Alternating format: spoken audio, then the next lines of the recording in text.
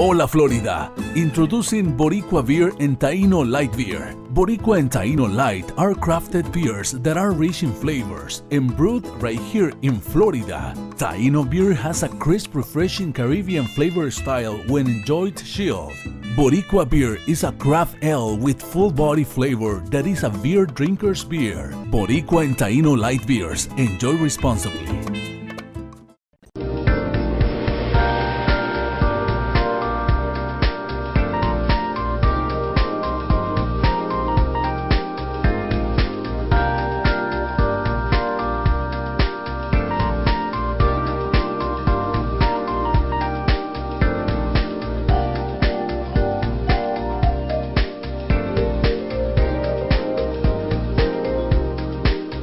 Good evening. Welcome to another edition of EduTV. I'm your host, Greg Perkins, and we have with us today Pastor Ken Scruggs, First Baptist Church of Leesburg, correct? Yes, sir. Yes, sir. It's my pleasure being here. Yes. I met you at a conference, Dropout Prevention, and I was very impressed with the presentation you had done. Okay. So, and as I mentioned before we got started earlier, that this is an opportunity for people to come and talk about some of the good things that are going on within education. Mm-hmm. And I see that you are a big part of it. And folks, Pastor Ken Scruggs has so many awards, we can't possibly name them all. Mm-hmm. And he has a great reputation for service within the community. And so I'm gonna stop talking and I'm gonna let you tell us about who is Pastor Ken Scruggs, how did you become inspired to become so service oriented, and then we'll talk about some of the good things you're doing over in Lake County. Okay. Well, I'm originally from New Orleans, Louisiana, and my family and I came to Florida in 1983 at the time with an offer of employment with Lockheed Martin. Mm-hmm. And I worked in finance for years. And at about that 12-year mark, about 1992 or so, I've been struggling with doing more. Mm-hmm. That my life was set forward to do more, and I moved on from Lockheed Martin and moved full-time into the ministry. Okay. And working in the ministry, I did a number of things en route to eventually migrating my wife and I to Leesburg, Florida, or Lake County. And that was after our three children had enrolled in college and they were gone, so it was a good time for us to move. Oh, okay. Yeah, so we moved and came to Lake County, Florida. I accepted a position as the outreach pastor at First Baptist Leesburg, which the primary focus was to work with children. Upon doing that, I felt very strong that in doing what I believe God had called me to do, that I needed to do the best I could. And we began to work within the community, and I was able to really embrace the understanding that if you want to have influence, you have to invest. Yeah. In other words, if you want to influence this culture, and wherever it is, you have to invest in it. That's the way it is in Wall Street, and that's the way it is when we speak about human, working with human capital. Mm-hmm, mm-hmm. So I invested myself in working within the schools, with the children and their families in the community, and it continued to evolve.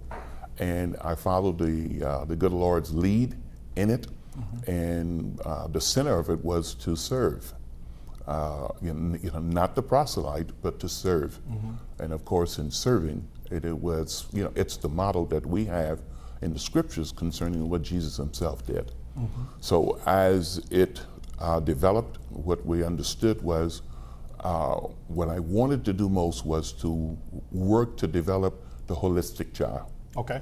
Okay, and the holistic child, and those 5 areas were spirituality, family, education, health, and community.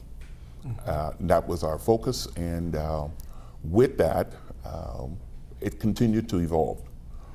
How did we, I remember growing up, and I'm a little younger than you, not much younger. Right. But I remember growing up in the village truly did raise the child. It did. Right? But it seems that we lost that and we're trying to get it back.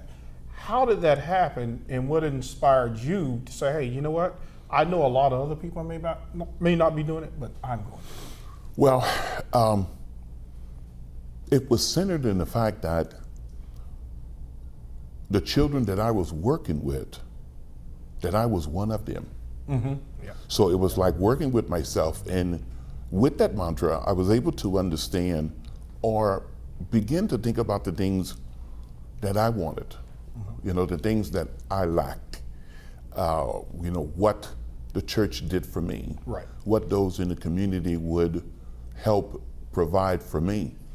And you know, I began to move back into that model, because doing what we were doing, there was no formal training for it. Right. We pretty well much went along as we were moving along. And one of the things we wanted to do, or one of the things I knew that was imperative, was to have some accountability. Okay, from the children and me to the children. So we had an exchange of being accountable. So what we were teaching the children during the course of the weekend when we would have them, we wanted to see where and how effective we were in them reflecting that where they were. Okay. And we thought about, and how could we do that? We can either go in their communities and see it, ask questions of their parents in their home.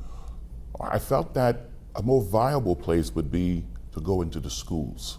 Okay. And to see if what we were teaching, this Christ-like character, was manifesting within the schools. So we went into the schools and we began to talk to the principals and talk to the teachers. We wanted to impact the lives of those who impact the lives of our children, which were teachers. Right. So as a result of what we were doing, it built bridges of relationships with administration, relationships with teachers, relationships with students, and relationships with the communities. So we found ourselves in a central location for which we had a common goal, and we wanted to exhibit that common goal within the circles for which we were in, which means to get the businesses, to get the government, to get the schools, to get the church, to get everybody working on the same wavelength. Now, how are you able to do that? Because a lot of times you'll get people that say, oh, we don't want to mix religion and education and all that. How do you do that without making one group, upset with the other group? I got to tell you, it's a very good question.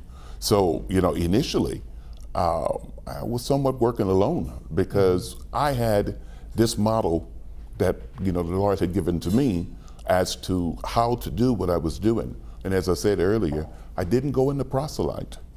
I went in to serve. Okay. So what we did was we built bridges of relationship with administration. In other words, how can we help you? We build bridges with teachers and acknowledging some of the difficult circumstances for which they often have to function. Yep.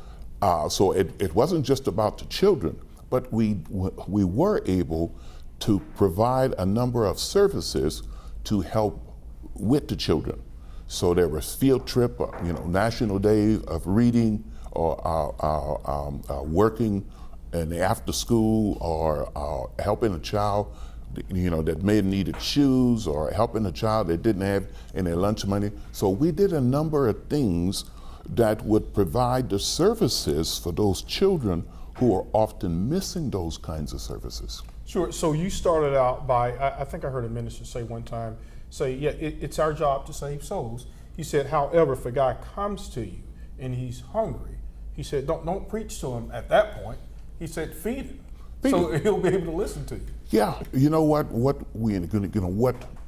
What I understood was, before you can clean a fish, you got to catch him. That's correct.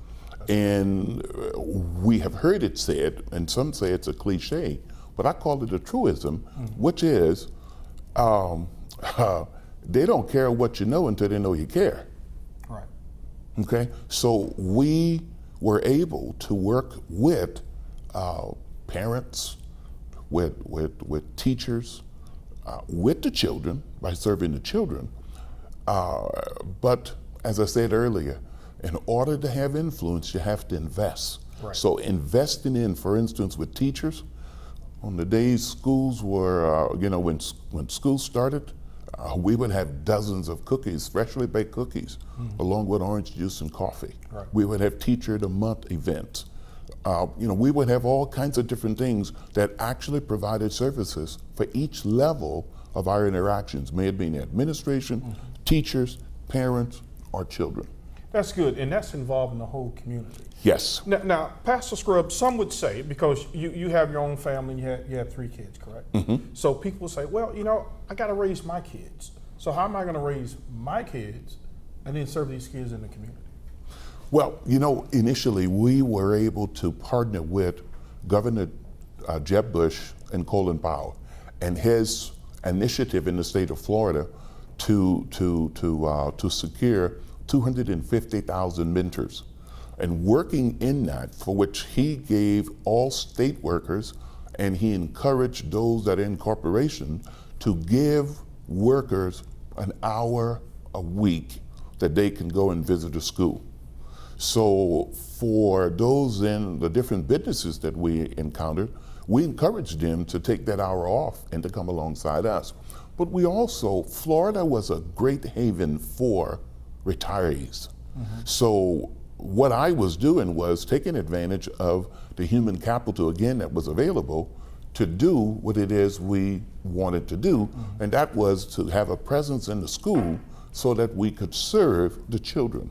Right. So for that individual who say he don't have time, I say, you know what you do, because once a week, you can take your lunch hour to go and visit a child and have lunch with them.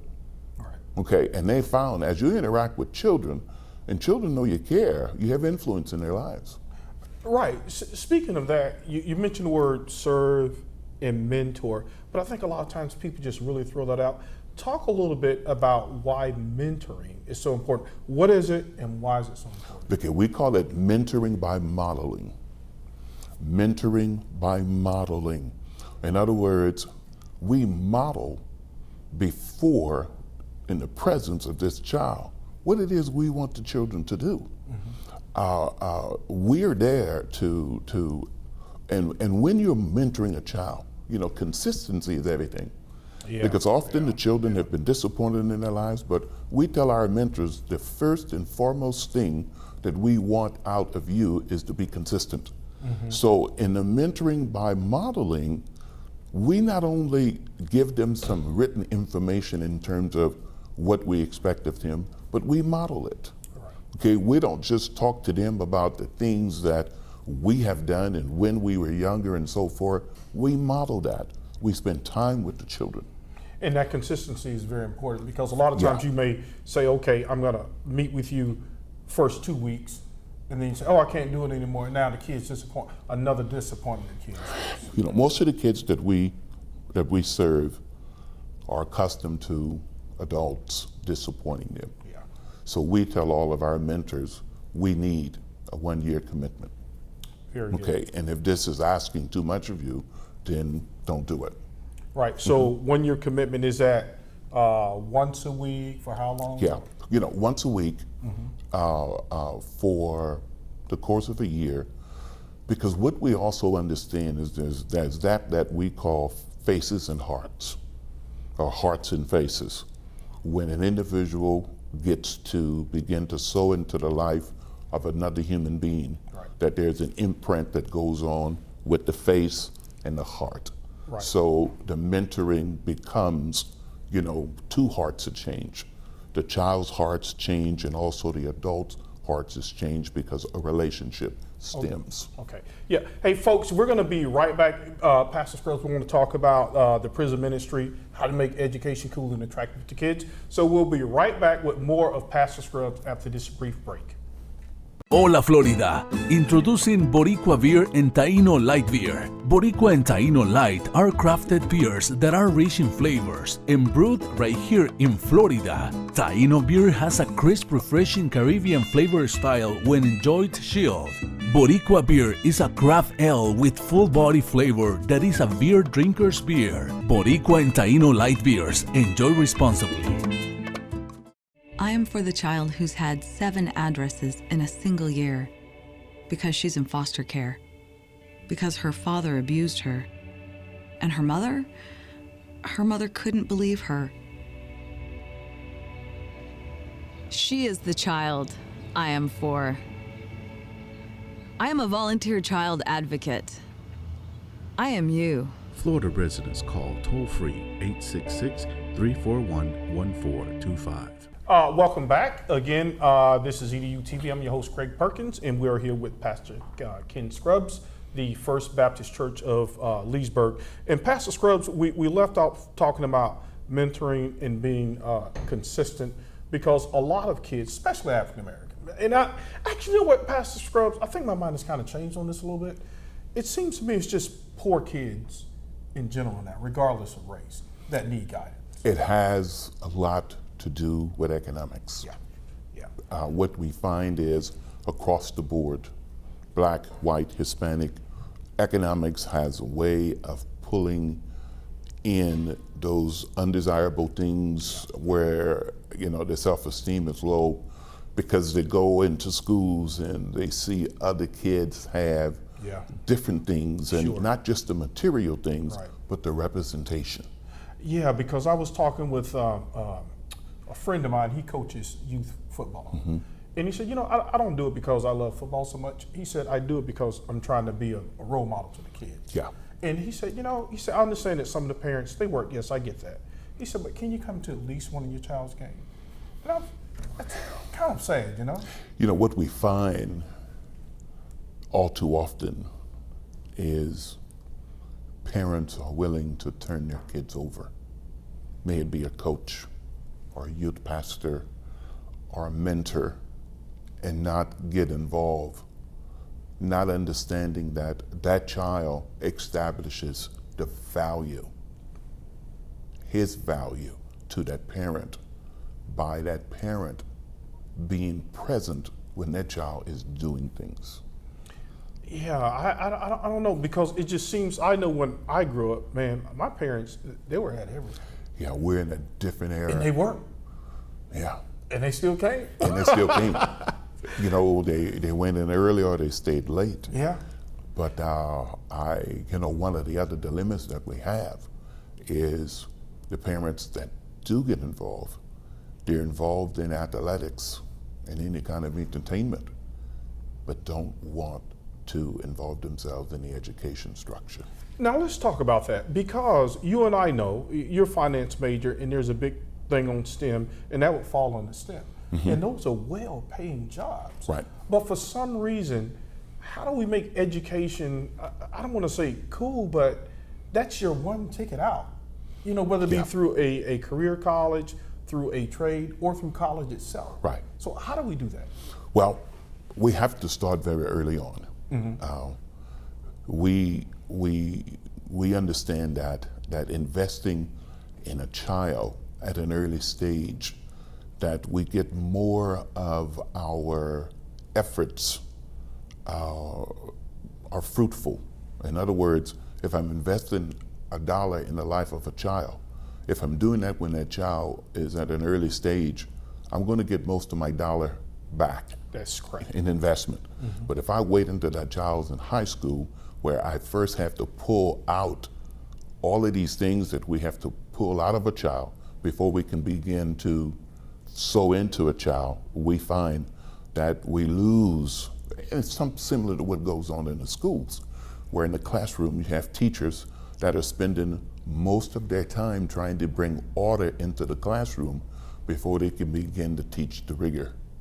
Yeah, and now with the new data systems they have, we can almost predict that if a child is not at a certain level in 3rd grade, man, they're going to have a hard time catching up. Well, having been head up a Blue ribbon panel on dropout prevention, we saw that at the third grade level there are some predictors, but we also saw that America had the dubious distinction in terms of deciding that that's where they wanted to build prisons, where those children were not faring well on the FCAT exam.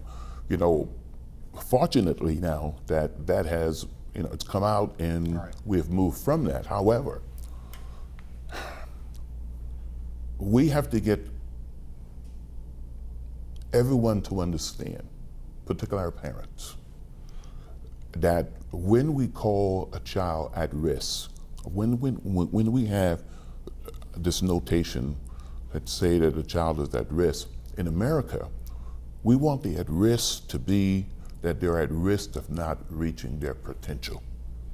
Okay, so in order to help a child with that, we come alongside them to do what it is we have to do. The Genesis Center, for which we are engaged, when a child walks in the door, we do an assessment of where the child is in school. And the assessment comes from a model of software that we literally mimic what is being done in the classroom. Mm-hmm. And now we also have information, per the parents working with the schools to know where that child is during the course of his education path. Mm-hmm. So we have certified teachers at the Genesis Center because we understand that for the time after school, they are with us. It is a critical time. Sure. To help that child in those areas for which they may be struggling. Right, because I think I read a stat somewhere that most of the people in prison are basically illiterate, a lot of them. And that talk about how that can lead to a life of crime simply because you don't have any marketable skills. Almost 70% of the inmates are there without a high school diploma. Wow. And you can see the markers of those dilemmas beginning at a very early stage. So to work with children at an early age, we have to be very intentional in terms of what it is we want to do with that child. The model of the Genesis Center says that it's good that a child can come to us and be in a safe place. Mm-hmm. But it is better when we are also assessing where that child is academically and providing for them help. Mm-hmm. So though we are a STEM program at the Genesis Center, once we measure the children that come into our program, particularly our K-level children, we determine if we need to do some remediation with that child to get that child to the level of reading on grade level or math on grade level. Mm-hmm. So though we are introducing them to our culinary arts and robotics and agriculture and hands-on banking and there's another, though the children get to do those things, and we have our relationship with NASA and we got the NASA curriculum and doing all of that, we felt that if we were just introducing them to the STEM element for which, and we have to do, but if they can't read as fluent as they should, if they don't understand the math process as they should, then we aren't doing them any justice. Right, but how do we, because I see a lot of kids that say, why am I sitting in this classroom? Why do I have to learn this stuff? Like let's take finance. I interviewed one of my former students. Man, this guy's doing well, right? Mm-hmm. But again, he had a good, solid family and all this stuff. He's the CEO of Fifth Third Bank. And I interviewed him. This guy's making a lot of money. How do we let kids know that if you do well in school, in particular subjects, that it can lead to a career, to where you can sustain yourself? How do we do that? Because they seem to be bored with it. They want to be like sports, Kardashians, all that stuff. How do we do that? Yeah. Look, it is quite a feat for our teachers to convince the child that the rigors that they are engaging in school becomes the means for them to succeed in life, simply because we're coming up now in the microwave generation. Yeah. You know, everything is a soundbite. Yeah. And even our children at the Genesis Center, we've purchased tablets for all of our kids.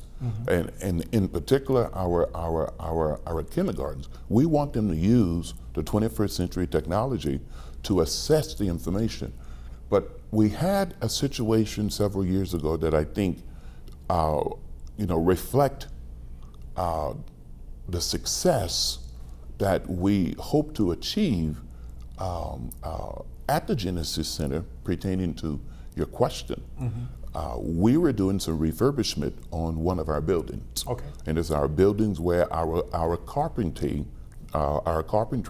goes on. We call it Mr. Bill's Workshop. And it was the most dilapidated building at the center.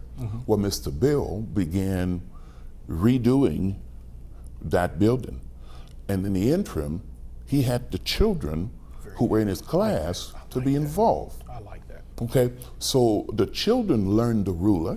The children learned how to measure width and circumference and all of those things, what was going to be needed, how much paint they needed, how much plyboard they needed, and they were working with him on measuring that room out.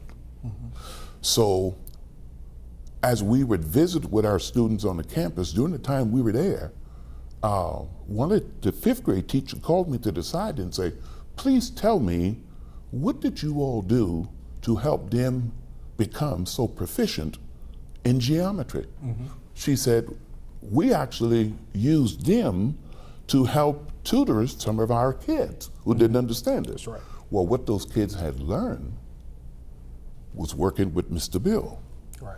Using the ruler, they were doing some geometry. They're working with him. So there was the rigor, and here was the relevance. There you go. That relevance. Okay, That so relevance, what we have rigor, relevance, and relationship. Now the relationship was us. You know, that faith-based organization or that community-based organization that had education at the forefront. And with education being at the forefront, we were able to achieve this and understand the vision we had and what we wanted to do was working.